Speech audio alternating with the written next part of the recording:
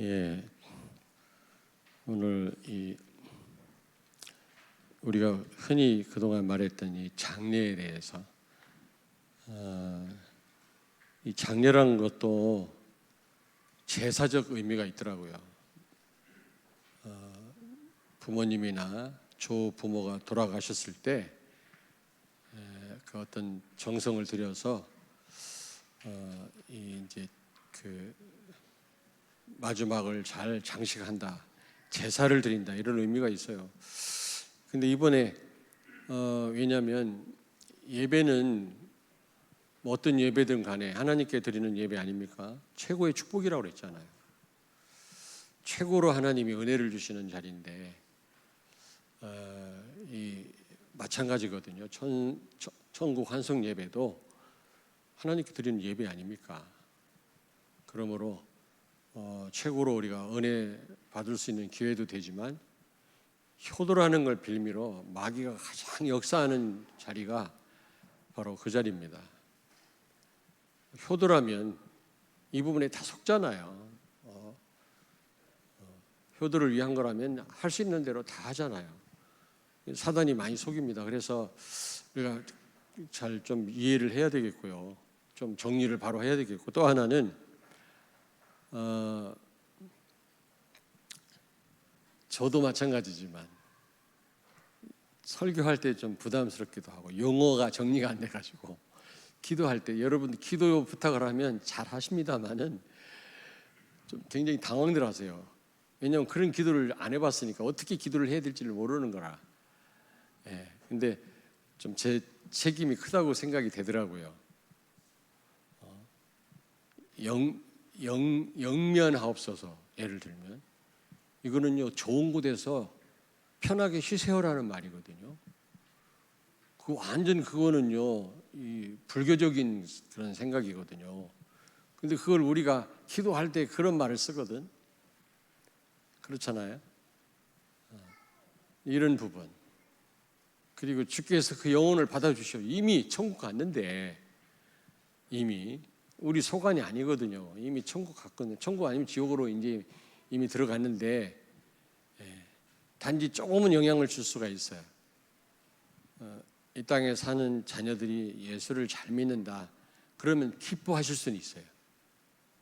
왜냐하면 그 증거가 있더라고. 누가복음 16장에 보니까 막 걱정하잖아. 부자가 자기 형제들, 예수 안 믿는 형제들 보고 그런 걸 볼 때, 천국에서도 어느 정도 그런 영향을 받긴 하는구나. 기뻐할 수 있고 슬퍼할 수는 있겠구나. 그러나 크게 우리가 막 기도를 해가지고 그 천국에 가 있는 분을 지옥으로 보내고 지옥에 있는 분이 천국으로 올 수는 없는 겁니다. 근데 그런 식으로 마치 받아주시옵소서 이렇게 기도하는 경우가 있는데 이제 몰라서 그렇죠. 그래서 좀 우리 다락방 안에도 이 부분을 좀 깊이 생각하는 목사님 계셔서 한번 들어가 봤더니 지적은 하는데 잘못됐다, 이 불교적 용어다 이런 말을 하는데 적당한 성경적인 용어를 찾지를 못했어요. 중요한 거는 그냥 무슨 전도 캠프다, 장례 캠프다 이런 정도. 그리고 또 천국 환송 예배다, 이런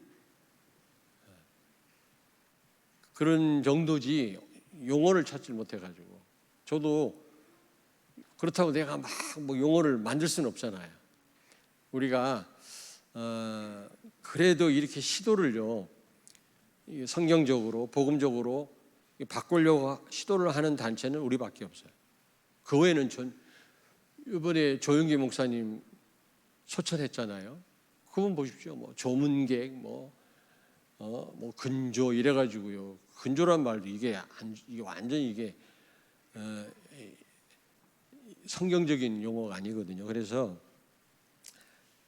여기서 우리가 완전 답을 찾을 수는 없고요. 일단 제가 문제만 제기하고 여러분들도 많이 기도하시면서 예배다운 예배로 우리가 바꿔야 되지 않겠나 생각이 됩니다. 장례라고 그랬는데 천국 환송 예배입니다.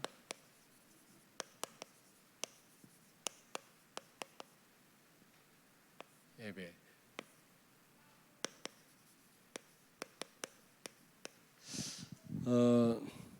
먼저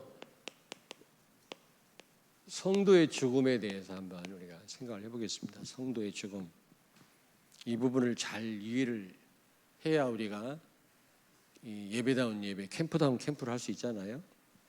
여기 사도행전 7장 6절 보니까 스데반 집사님이 순교했는데 성경은 뭐라고 말씀했어요? 죽었다고 하지 않고 잔이라, 잔다 그랬어요. 표현을. 그 말은 무슨 말입니까? 예? 천국에서 깨어난다 그 말이거든요. 잔단 말은 깰 때가 있는 건 아니겠습니까? 그러므로 다른 건 다 기도해도 죽은 사람 살려달라고 기도는 안 하잖아요. 성경에는 그런 내용이 나와요. 성경에는. 그러나 우리가 죽은 사람 놓고 살려달라는 기도 안 하잖아요. 왜요? 기도할 필요가 없는 거예요. 왜냐? 천국에 가셨기 때문에. 죽은 게 아니거든요. 잔다고 그랬거든요. 여러분이 꼭 이해를 하셔야 됩니다. 요한계시록 14장 13절, 예수 안에서 죽은 자가 복이 있다 그랬잖아요. 왜 복이 있어요? 죽음이 끝이 아니란 말이죠. 천국에서 모든 수고를 그치고, 중요합니다. 수고를 그치고 쉬니라 그랬거든요. 안식하기 때문에. 그래서 복이 있는 겁니다. 그것도 영원한 거죠. 영원한. 한시적인 게 아니라 영원한 거죠. 그래서 복이 있는 겁니다. 그리고 히브리서 9장 27절에 보니까 죽음이 끝이 아니고요, 또 다른 삶의 시작입니다. 심판이 있다고 그랬거든요. 그래서 이 명복이 아니라 명복을 빕니다 그러잖아요. 이런 말 여러분들 많이 쓰는 거 봤어요. 기독교 신자들도, 성도들도 명복을 빕니다 그러더라고요. 이거는요 불교적 용어거든요. 좋은 곳에서 편히 쉬십시오라는 그런 말입니다. 그러니까 그런 기도 우리가 어떻게 해요? 예수 믿어야 천국 가지. 천국 갔는데, 지옥 갔는데 우리가 좋은 곳에서 편히 쉬게 해달라고 기도한다 그렇게 됩니까? 모르면 이런 말 흔히 쓴다니까.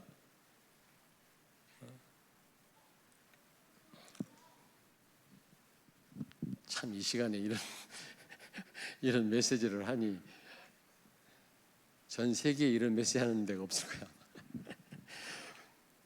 그리고 세 번째입니다. 유 목사님도 말씀했습니다만 이사 가는 겁니다. 성도의 죽음은 소멸되는 것도 아니고요, 이사 가는 겁니다. 어떻게 해요? 타향에서 본향으로 이사. 우리의 본향은 하늘나라입니다. 우리가 지금 살고 있는 지금은 이게 타향이에요. 타향. 우리는 나그네 인생이라고 그랬잖아요. 나그네란 말은 뭐가 생각나요? 외롭고 피곤해요. 머물지 않습니다. 끊임없이 이동해야 됩니다. 어디 기댈 데가 없어요. 그런 인생이 우리는요. 근데 영원한 안식이 있는 곳이 바로 본향 아닙니까? 하늘나라. 안 가봤지만 내가 볼 때는 인간의 말로 표현할 수 없는 그런 곳이라고 생각이 됩니다. 그곳으로 이사하는 겁니다. 그래서 예수님 말씀했잖아요. 요한복음 14장 1절에서 3절 뭐라고 말씀했습니까? 내가 처소를 예비하러 간다. 예수님 분명히 두려워하지 말고 염려하지 말고, 예수님이 준비하신 이 처소, 그곳은 영원한 곳이죠. 거기에 영원한 안식이 있는 곳이죠. 그런데 더 자세한 설명은 고린도후서 5장 1절에서 2절입니다. 고린도후서 5장 1절에서 2절에 보니까 육신의 장막을 벗고 하나님께서 지으신 영원한 집으로 우리가 간다고 그랬거든요. 장막은 집입니다. 이 육신을 집이라고 표현했거든요. 왜 그냥 집이라고 하지 않고 장막이라고 했을까? 장막은 텐트입니다. 끊임없이 쳤다가 또 걷었다가 쳤다가 걷었다. 이동해야 되는 거거든요. 그렇게 우리의 육신 삶은 피곤한 것입니다. 여러분, 안식이 없어요. 어떤 면에서. 그런데 이 육신의 장막을 벗고 죽는다 그 말이거든요. 하나님 지으신 영원한 집에 우리가 간다 그랬거든요. 그러니까 육신의 장막을 벗고 하나님께 지으신 영원한 집으로 우리가 이사를 하는 것입니다. 죽음이라고 하는 것은. 이제 발인이란 말이죠. 발인. 정든 집을 떠나간다 그 말이거든요. 발인. 그때 치르는 그런 하나의 의식인데 집을 마지막 떠나는 거거든요. 근데 발인이란 말이 그런 뜻이거든요. 근데 우리는 집이 있잖아요. 영원한 집이 있잖아요. 무너질 수밖에 없고 고통과 어려움이 피곤한 이 지상의 이 집을 우리가 떠나서 영원한 집 하나님 품에 안기잖아요. 그렇게 슬퍼하고 아쉬워할 이유가 없단 말이죠. 자, 그리고 성도의 죽음은 영원한 이별이 아닙니다. 영원한 이별이 아닙니다. 왜냐? 또 만나잖아 우리가. 우리도 언젠간 하나님 부르면 갈 거 아닙니까? 언제 갈지 모르거든요, 아무도. 그래서 가게 되면 분명히 먼저 간 우리 부모님들, 먼저 간 우리 성도를 만나게 될 것입니다.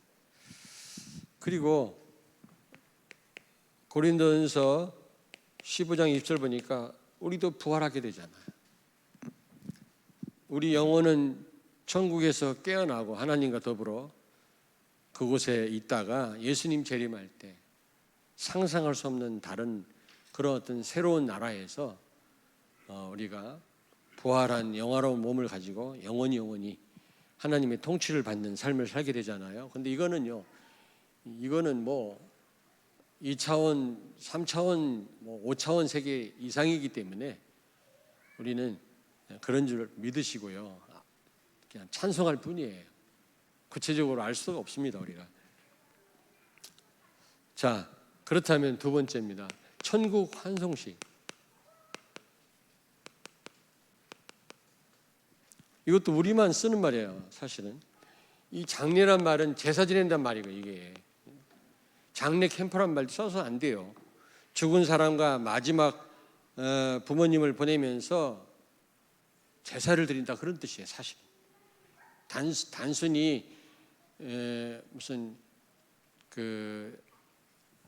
매장하기 위한 어떤 의식 그 전체를 가리키는 얘기가 아니라 내가 좀 추적해 보니까 제사적 의미가 있더라고요. 그래서 이거를 천국 환송식이라는 말을 써야 돼요. 근데 우리가 너무 이런 용어에 길들여져 있어가지고 바꾸기가 쉽지 않을 것 같습니다. 이거. 우리뿐만 아니라 또 다른 사람들과 같이 이걸 이제 같이 공유를 해야 되니까 쉽지 않죠, 이거.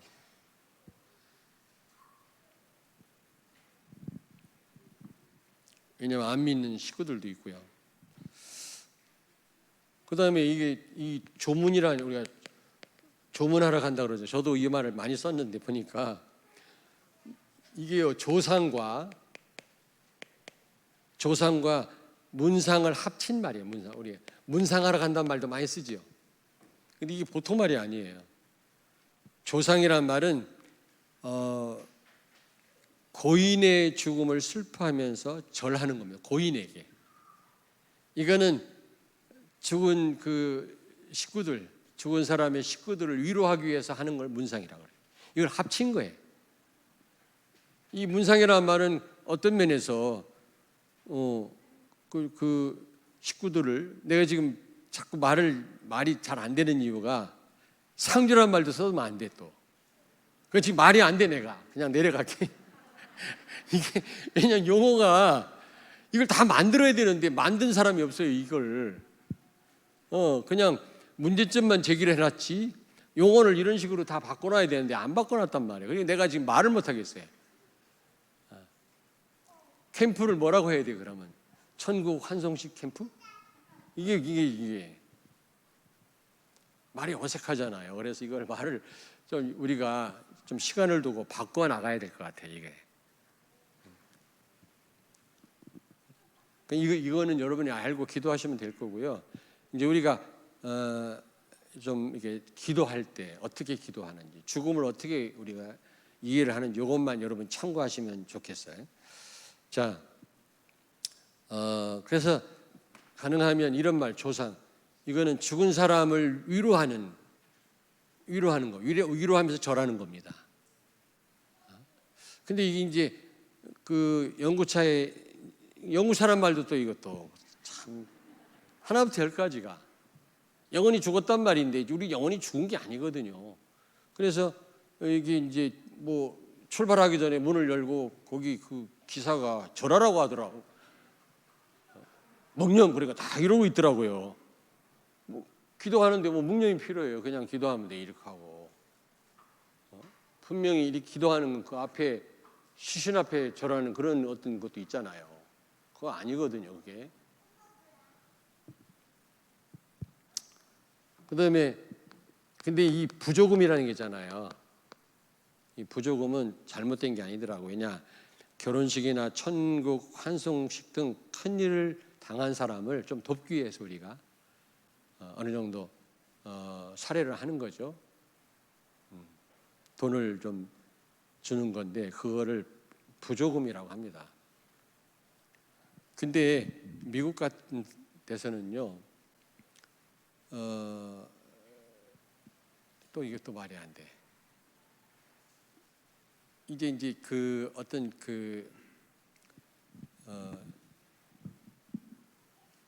어디입니까? 교회나 어디에서 아니면 이제 시신을 안치했던 곳에서 이동할 때 그때 성도들과 여러 사람이 모여서 예배를 드리지. 그 외에는 가까운 친지들이나 가까운 사람 몇 사람만 모여서 예배드려요. 우리는 막 일일이 다 참여하잖아요. 그리고 미국 같은 데는 빈소라는 게 없어요. 빈소는 영혼을 모신 곳이거든요. 영혼이 있습니까?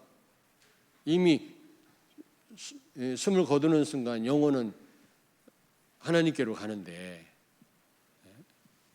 무당들 천도제 한다고 그러잖아요. 천도제. 영혼을 좋은 데 가기 위해서 막 굿하고 그러잖아요. 그런 어떤 의미가 담겨 있는 게 빈소가 준비된, 빈소를 차렸냐 우리가 그런 말을 하는데, 그 영정이라고, 영정, 이게 사진, 사진에다가 뭐 이게 뭐 검은 리본 같은 이게 뭐 이거 올려놓잖아. 생각이 잘 안 나는데 그것도 올려놓으면 안 되고 그것도 또 의미가 있어요. 그리고 사진을 아주 멋있는 사진, 밝게 웃는 사진을 걸으래. 천국 갔으니까 심각한 얼굴 있잖아요. 막 늙은 얼굴을 다 그 사진이 없어가지고 또 어디서 또 그걸 확대해가지고 막 이렇게 우중충하게 이렇게 영정 사진을 놓쳐. 요즘 그렇지는 않은데 예전에 그런 걸 많이 봤거든요. 그다음에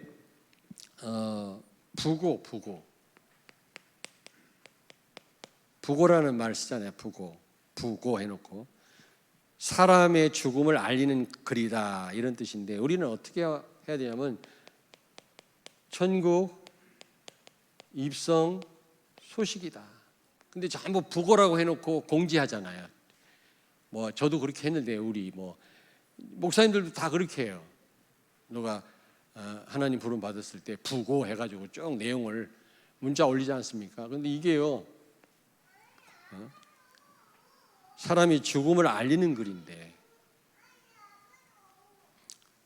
죽음이라고 하는 것은 목숨이 끊어지는 일이거든요. 그 목숨은 뭐예요? 사람이나 동물이 숨을 쉬며 살아있는 힘이라는 겁니다. 목숨이. 이런 힘이 끊어지는 것을 죽음이라고 그래요. 맞아요? 죽음은 영혼과 육신이 분리되는 거 아닙니까? 하나님이 영혼을 불러가신 거거든요. 불교에서는 뭐 윤회적인 그런 개념으로 얘기하고, 의학에서는 심장 박동 정지가 죽음이라고 얘기하고, 이 법정에서는 뇌사 상태를 죽음이라고 얘기를 하잖아요. 근데 우리가 말하는 죽음의 정의는 뭡니까? 영혼과 육신의 분리란 말이에요. 하나님이 그 영혼을 불러가신 거예요. 그런데 마치 그 호흡판이 이게 막 끊긴 것처럼 이런 개념을 쓰면 안 된다는 겁니다. 나도 더 이상 설명을 못 하겠네. 자, 그리고 고인이란 말 쓰죠. 고인. 그냥 참고하십시오. 이거는 죽은 사람이란 뜻인데 우리는 이런 말을 쓰면 안 되고 천국 시민이란 말. 천국 시민. 그럼 불신자를 뭐라고 해야 되지? 지옥 시민. 이거 정리할 게 많아요, 진짜 이거.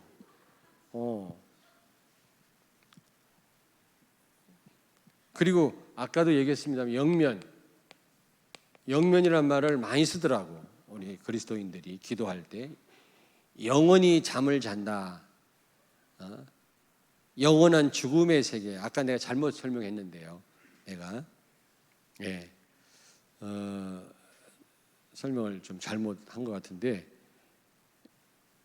그 명복을 빈다는 말은 좋은 곳에서 편히 쉬어라 그런 뜻이고요. 여기서 영면이란 말은 영원히 잠을 잔다는 뜻이에요. 우리가 말하는 죽음은 영원히 잠자는 게 아니잖아요. 잠시 잠깐 잠을 자는 것처럼 눈을 감았지만 하나님 나라에서 눈을 뜨지 않습니까? 새로운 삶을 시작하지 않습니까? 그런 면에서 영면이라는 말을 쓰면 안 된다. 부활 없는 죽음을 의미한다. 그래서 이때는요 소천이라는 말을 쓰고 또 별세라는 말을 써도 된대요. 별세. 하나님이 부르셨다. 이때는 하나님의 부르심 받음.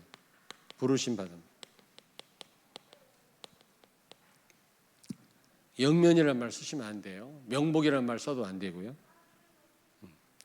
그 다음에 여러분 근조란 말이죠. 근조 많이 봤죠? 꽃에도 써 있고 그 다음에 그 기에도 근족이라고 이렇게 막 이렇게 길을 걸어 놓지 않습니까? 사람의 죽음에 대해서 아주 슬픈 마음을 나타낸다는 뜻이거든요. 근조란 말은 아주 슬픔을 의미하는 건데 여러분 섭섭하죠. 인간적으로는 가까운 분하고 이제 잠시 잠깐 못 만나니까 좀 서운하지요. 그러나 그렇게 막 불신자들처럼 땅을 치고 통곡하고 막 슬픕니까? 근데 잘 죽으려면 이번에 어떤 글을 봤는데 잘 죽으려면 그 식구들에게 애를 많이 먹이고 죽으라네. 그래야 가까운 식구들에게 상처를 안 주는 거래.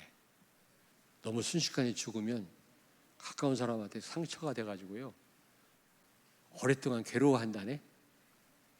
많이 고생하다 돌아가십시오. 그러면 주변에 오랜 병에는 효자가 없다고 좀 고통스럽게 사람들한테 힘들게 하고 죽어야 그게 오히려 가까운 사람에게 상처가 안 되는 거라는데 그냥 해본 말이에요. 진짜 고생하란 말이 아니라 이런 말도 못합니까? 근데 사실 그렇더라고. 갑자기 이렇게 돌아가시면 많은 가까운 그분을 사랑하는 그런 사람들에게 상처가 돼요. 보고 싶고 아쉽고 아니 그래도 그렇지 천국 가셨는데 꼭 그렇게 막 근조해가지고 막 기까지 막 다뤄놔야 되겠습니까? 그래서 뭐라고 써야 된다고요? 부활기라네. 부활기. 깃발이잖아요. 부활기. 근조라고 써 있는데 부활기. 부활이라고 요즘 부활이라고 많이 썼더라고. 그건 많이 봤어요. 그리고 망자다, 망인이란 말 잘 쓰진 않는데 이게 망했단 말인데 그런 말은 안 쓰는 게 좋고요. 그 다음에 영전 앞에 그런 말이죠. 영전. 여러분 영전이란 말이죠. 영전. 이게 무슨 말입니까? 죽은 이의 영혼을 모셔놓는 자리 앞이란 뜻이에요. 이것도 굉장히 어떤 샤머니즘적인 유교적인 그런 의미가 있는 거거든요. 영전. 이것도 우리가 쓰지 말아야 되겠고요. 그리고 상을 당했다. 상을 당했다 이런 말 쓰잖아요. 상당했다. 저 집 상당했어. 사람이 죽었다는 뜻이거든요. 죽었다는 말은 이 그 뭡니까? 아까 말씀드렸잖아요. 목숨이 끊어졌단 말이거든요. 그건 아니잖아요. 우리가 말하는 죽음의 개념이 아니잖아요. 성경이 말하는. 그러므로 이럴 때는 어떻게 해야 돼요? 예? 천국 시민이 됐다. 천국 시민. 상을 당했다 그러지 말고 천국 시민이 됐어. 하나님의 부르심을 받았어. 이렇게 표현을 한다는 겁니다. 그리고 또 중요한 게 이 빈소란 말이 있는데 이게 진짜 안 좋은 말이더라고. 뭐 빈소를 차렸다. 병원에서 이제 하나님 부르심을 받았는데 이제 옮기잖아요. 그럼 아직 빈소가 차려졌냐 이런 거 물어보잖아요. 그럼 꽃도 보내고 이렇게 하는데 이 빈소란 말이 이게 진짜 안 좋은 말이더라고. 죽은 이의 혼백과 신주를 모셔두는 의례 공간이라는 겁니다. 이게 빈소라는 게 이게 준비돼야만 뭐 꽃도 보내고 뭐 가서 우리가 위로도 하고 하지 않습니까? 예배도 드리고. 근데 이게 안 좋은 말이더라고요. 빈소. 유럽이나 먼저 기독교가 지나가는 그런 나라들은 이런 빈소 개념이 없대요. 예배당에서 예배를 드리든 하여튼 아니면 그 어디 안치해뒀다가 묘지에서 모여가지고 한번 예배 드리고 식구들하고 간단하게.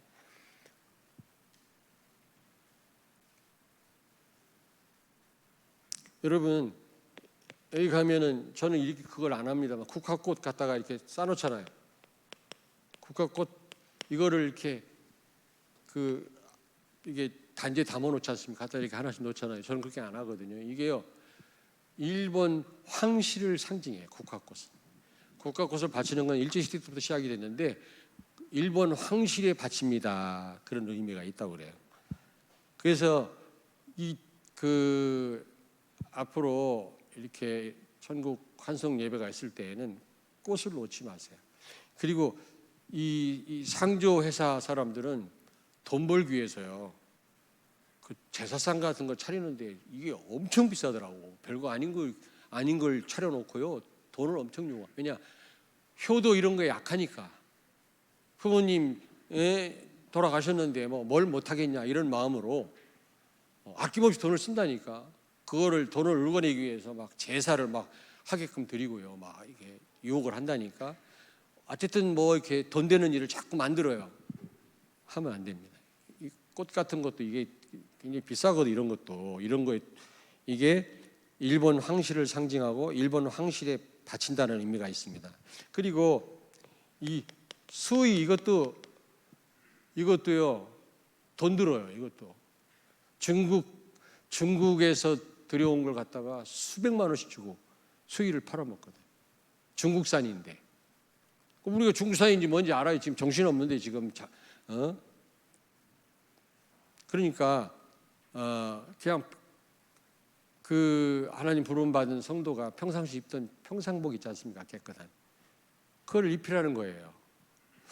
그렇구나. 그리고요 염습이라고 그래요. 염습 아시죠? 염습이라. 염을 꽁꽁 묶는 거예요. 왜 묶어?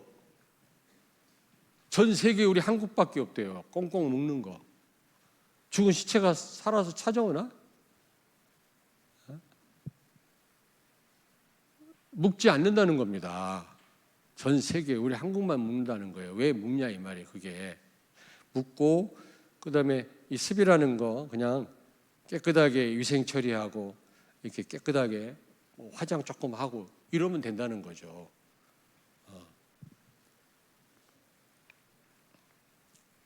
그렇게 할 때 이게 처리하고 이렇게 할 때 그 미국 사람들은 잠깐 모여서 식구들끼리 주례 목사하고 같이 그때 잠깐 예배 드린다네.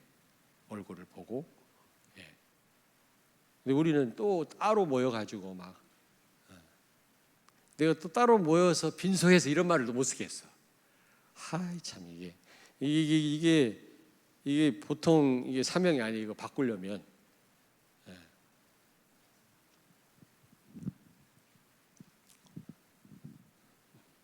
또 이 영정 사진 있지 않습니까? 영정 사진 이것도 무슨 이렇게 검은 리본 같은 이렇게 한다네. 그 리본 걸지 말고 그것도 무슨 의미가 있다고 그래요. 리본을 제거하고 젊은 날 젊고 환한 얼굴 사진을 걸어라.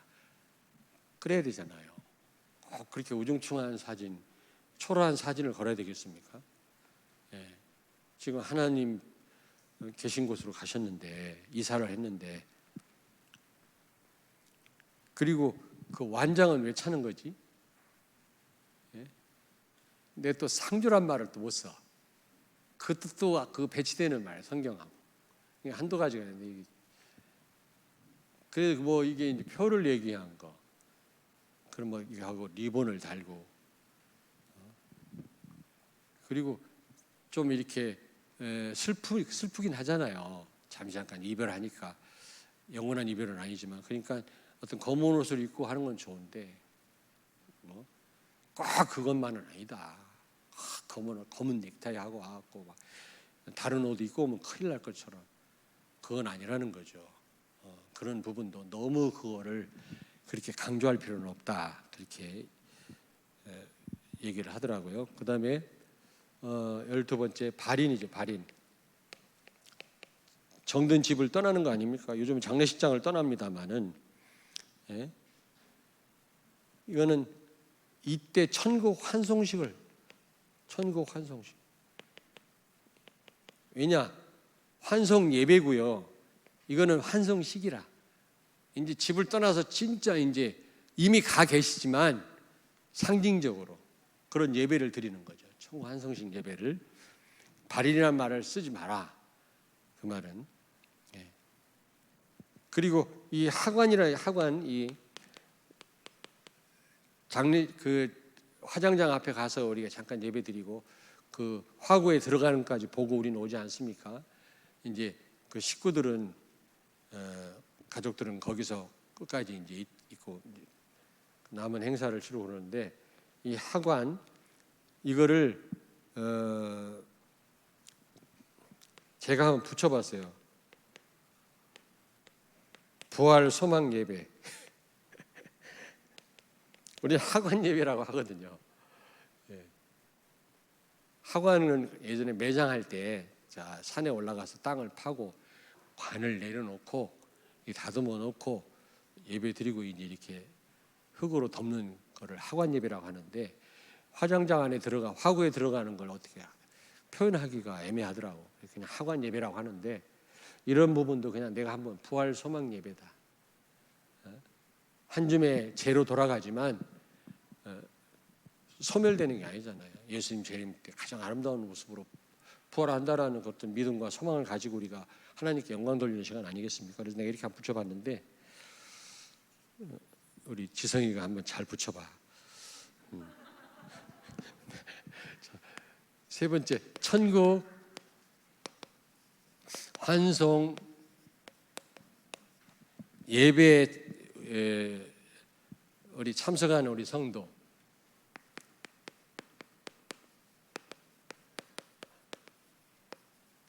우리가 끊임없이 우리가 이런 천국 환송 예배 우리가 드리잖아요. 뭐니 해도 전도 캠프라는 사실을 기억하세요. 전도의 기회입니다. 가문의 저주가 무너질 수 있는, 그게 나는 위로보다도 난 그게 더 중요하다고 생각합니다. 그렇잖아요. 두 번째는 위로죠. 무엇으로 위로할 수 있겠습니까? 하나님의 말씀으로 위로를 해야 되겠죠. 근데 중요한 거는 이 절하지 말아라. 절.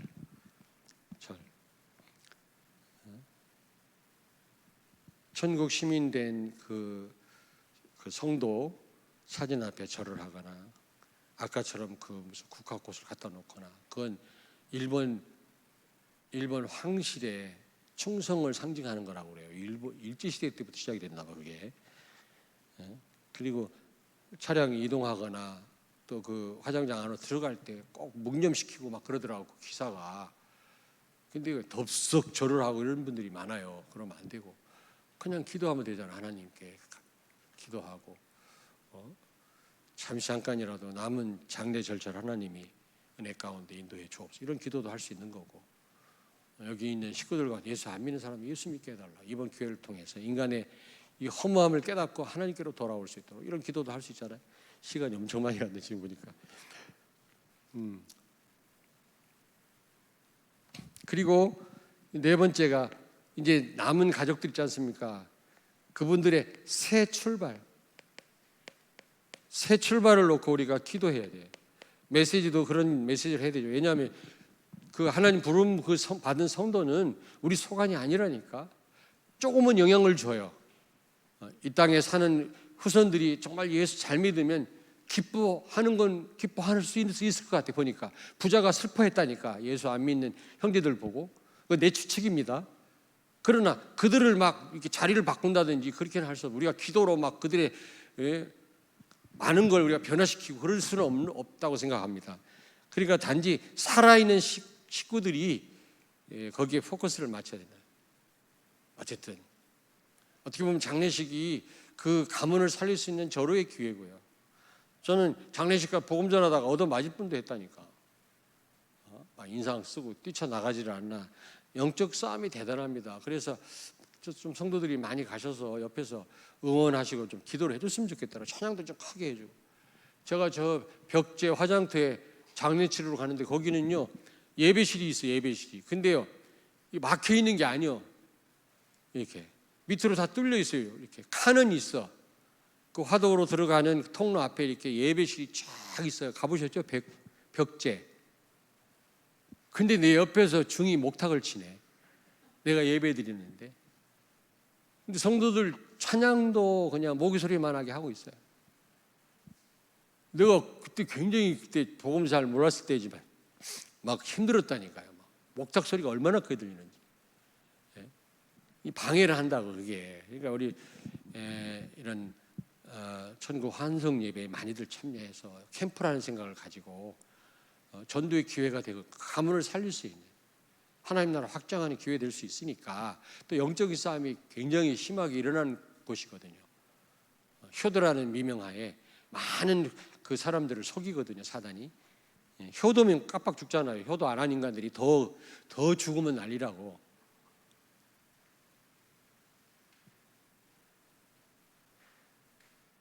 자, 그래서 우리 렘넌트들 꼭 기억하세요. 성도들도 효도는 살아계실 때 하십시오. 살아계실 때. 효도는 예림아, 효도는 살아계실 때 해라이. 돌아가신 다음에는 소용이 없느니라. 살아계실 때 육신적으로, 영적으로, 신앙적으로 자녀가 부모를 기쁘게 해야 돼요. 부모를 공경해야 됩니다. 그러면 자녀한테 그런 대우를 받아요. 콩 심은 데 콩 나고 팥 심은 데 팥 난다. 거둔 대로, 뿌린 대로 거둔다는 말이 맞아요. 내가 불효하면 자식한테 당해요. 꼭 기억해야 돼요. 라는 우리 어머니 양론하면서 많이 봤어요. 팥 심은 데 팥 나지 콩 나지 않더라고. 그러니까 부모한테 효도를 잘해야 되는데, 제일 큰 효도는 살아계실 때 예수 믿도록, 영원한 생명을 얻도록. 육신적으로 잘 공개해야 되지만 더 중요한 거는 예수 믿도록, 부모님이 영원한 생명을 얻도록. 그것처럼 큰 효도가 없어요. 또 이제 하늘나라 가신 그 부모님께 효도하는 길은 이 땅에서 예수 잘 믿고 복음 전하는 것입니다. 여러분들한테 명쾌한 답을 못 드려서 죄송한데, 좀 여러분 좀 청구가 됩니까? 앞으로 이런 천국 환송 예배, 환송식에 많이 참여하실 텐데 또 기도를 하게 될 겁니다. 그럴 때 좀 우리가 조심하셔야 되거든요. 잘 아시고요. 그러나 과제가 많습니다. 이거를 우리가 복음적으로, 성경적으로 바꾸려면 좀 기도하면서 우리가 해야 되지 않겠나 생각이 듭니다. 명쾌한 답을 못 드려서 죄송해요.